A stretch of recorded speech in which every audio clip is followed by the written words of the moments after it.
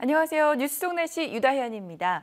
여름을 맞아 곧 바다로 휴가를 떠나시는 분들 많이 계실 텐데요. 주의해야 할 것이 있습니다. 바로 반갑지 않은 여름 불청객 해파리인데요. 최근 독성 해파리가 급증하면서 피서객과 어민들의 피해가 우려되는 상황입니다.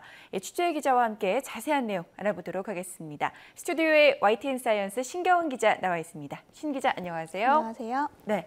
자, 앞서 바다의 불청객이라고 소개를 해드렸는데요.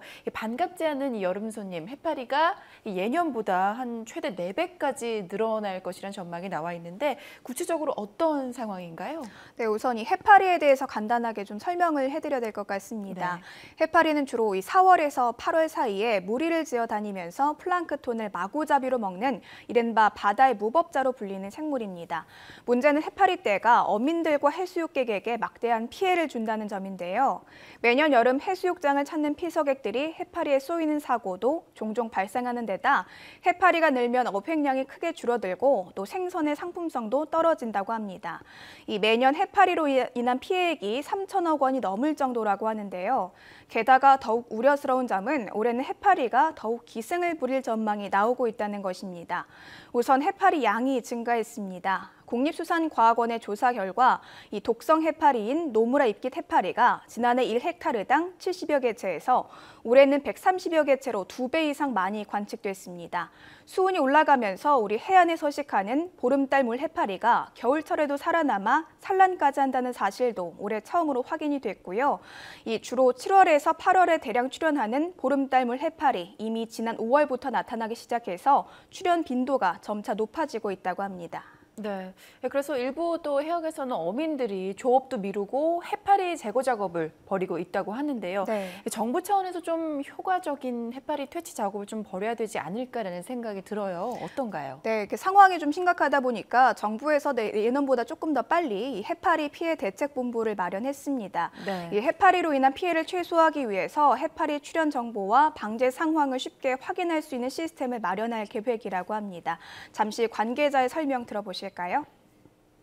해파리가 어느 쪽으로 얼마만큼을 이동해 오는지 모니터링을 지금 계속 하고 있고 또 피해가 발생하지 않도록 사전에 이제 미리 저희들이 정보를 신속히 제공할 계획입니다. 네, 뿐만 아니라 이 해수욕객의 안전을 위해서 해파리가 집단 출몰하면 안내 방송을 하고 해파리 모니터링 요원도 배치할 예정이라고 합니다. 올여름 해파리가 더욱더 기승을 부릴 것으로 예상되는 상황인 만큼 보다 철저한 대비가 필요해 보입니다. 네, 근본적으로 해파리를 퇴치하는 것도 이제 중요할 것 같은데 어떤 방법이 활용이 되고 있나요? 네, 우선 이 해파리의 유생인 폴립을 제거하는 방법이 있습니다. 이 해파리는 알에서 깨어난 뒤 바위에 부착해서 살아가는 폴립이 되는데요. 유생 단계인 폴립 한 개는 성장 과정을 거쳐 해파리 성체 5,000마리가 되는데요. 고압 분사기로 폴립을 바위에서 떼어내면 성체가 되는 해파리를 크게 줄일 수 있습니다. 봄철에 해파리 폴립 제거 작업을 하는데요. 이 제거 작업이 충분하지 않다는 게 문제입니다.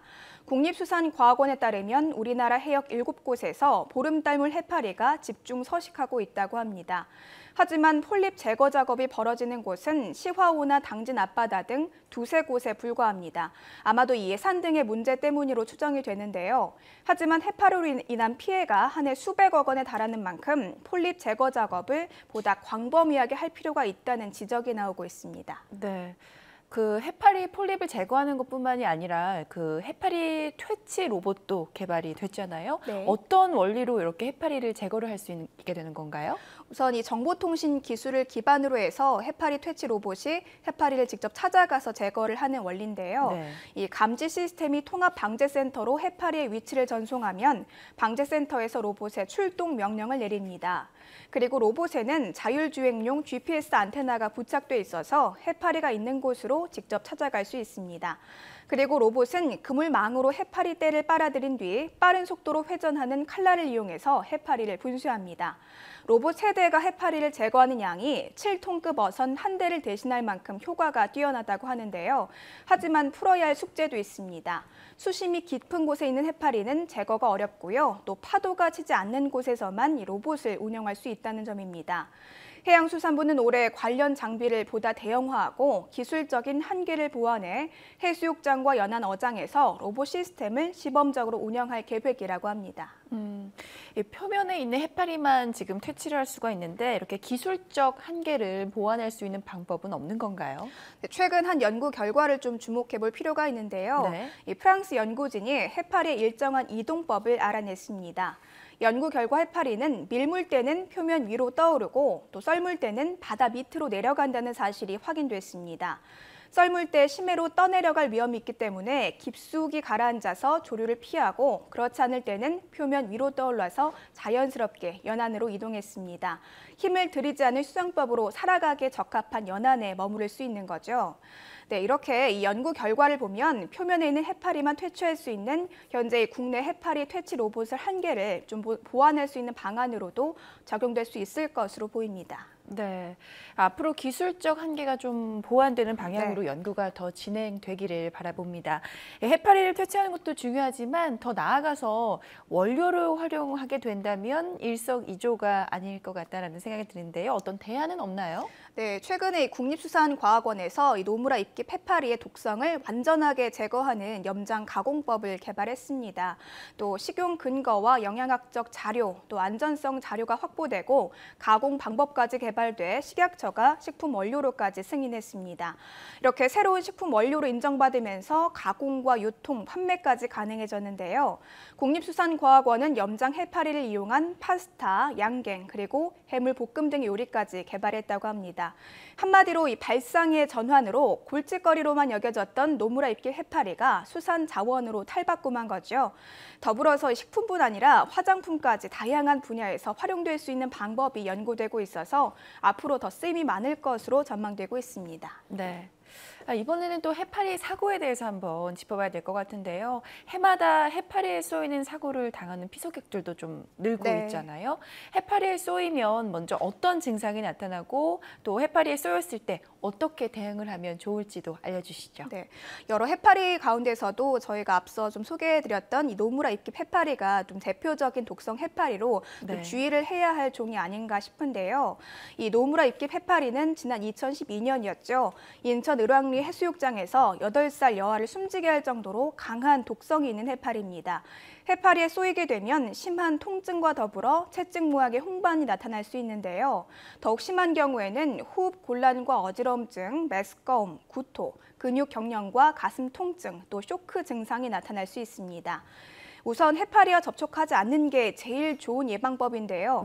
특히 어린아이들은 좀 신기한 생물이 있으면 호기심에 직접 만져보려고 하는데 이런 행동은 특별히 주의해야 할 것 같고요.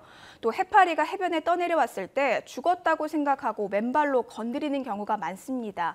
하지만 이 해파리 종은 죽어도 자포라는 기관은 살아있습니다. 때문에 이런 행동은 사고를 유발할 수 있어서 피해야 합니다. 만약에 해파리에 쏘였을 경우에는 일단 해수욕장에서 구하기 쉬운 이 바닷물로 세척하는 게 제일 좋고요. 일부 식초나 알코올 또 베이킹 소다를 쓰는 치료법이 있긴 한데요. 이 해파리의 종류에 따라서 오히려 증상을 악화시킬 수 있기 때문에 우선은 바닷물로 세척을 하고 바로 의료기관을 방문하시는 게 좋다고 합니다. 네. 피서철마다 해파리에 쏘이는 사고가 잦은 만큼 피서객들의 각별한 주의가 필요해 보입니다. 신 기자, 오늘도 수고하셨습니다. 수온이 높아지는 데다 해양 오염에 따른 부영양화 등으로 해파리 개체 수가 점차 증가하는 것으로 추정됩니다. 해파리로 인한 피해 규모가 해마다 약 수천억 원에 이른다고 하는데 속 타는 어민들의 심정은 결코 수치로 추산할 수가 없을 것 같습니다. 하루빨리 효과적인 해파리 퇴치 대책이 마련되어야 할 것 같습니다. 오늘 뉴스 속 날씨 준비한 소식은 여기까지입니다. 시청해주신 여러분 고맙습니다.